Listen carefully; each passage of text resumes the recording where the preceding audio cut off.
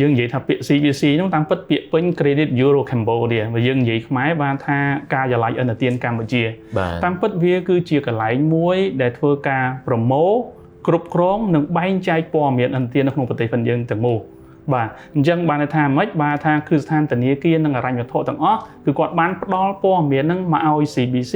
ហើយ CBC បានថាធ្វើការចងក្រងព័ត៌មានហ្នឹងហើយយើងធ្វើម៉េចបែងចែកព័ត៌មានហ្នឹងទៅឲ្យគ្រឹះស្ថានធនាគារនិងហិរញ្ញវត្ថុវិញដើម្បីធ្វើម៉េចអាចគាត់សម្រេចចិត្តផ្ដល់ឥណទានជូនប្រជាពលរដ្ឋហ្នឹងប្រកបដោយការទទួលខុសត្រូវយើងប្រមូលព័ត៌មានទាំងពីរប្រភេទគេហៅថាព័ត៌មានបែបវិជ្ជមាននិងព័ត៌មានបែបអវិជ្ជមានបាទនិយាយបានថាម៉េច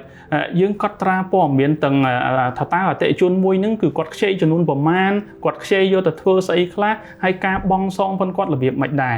ទិន្នន័យអវិជ្ជមានបានថាយើងកត់ត្រាថាតើការបង់សងប៉ុនគាត់ទៀងទាត់អត់តើគាត់យឺតរយៈពេលប្រហែលថ្ងៃហើយថាតើឥណទានហ្នឹងរហូតទៅដល់លុបចេញពីបញ្ជីអត់អញ្ចឹងបើយើងនិយាយសង្ខេបទាំងទិន្នន័យអាក្រក់ទាំងទិន្នន័យល្អគឺយើងកត់ត្រានៅក្នុងទាំងអស់ព័ត៌មានបែបវិជ្ជមានយើងនឹងទុករយៈពេល10ឆ្នាំហើយទិន្នន័យបែបអវិជ្ជមានឬក៏និយាយថាបើសិនជាយើងធ្លាប់បង់សងយឺតពី90ថ្ងៃឡើងលើគេទុករយៈពេលតែ3ឆ្នាំទេបន្ទាប់ពីយើងបានបង់ផ្ដាច់ឥណទាននឹងឡើងវិញអញ្ចឹងបានថាបើសិនជាយើងពីមុនមកធ្លាប់មានប្រវត្តិនៅក្នុងការបង់សងយឺតលើសពី90ថ្ងៃឥឡូវយើងបង់ផ្ដាច់ហើយគេនឹងរាប់ពីថ្ងៃដែលយើងបង់ផ្ដាច់ហ្នឹងគេទុកព័ត៌មានហ្នឹងតើរយៈពេល3ឆ្នាំទេក្រោយពី3ឆ្នាំទិន្នន័យហ្នឹងត្រូវដកចេញពីប្រវត្តិអូតូម៉ាទិក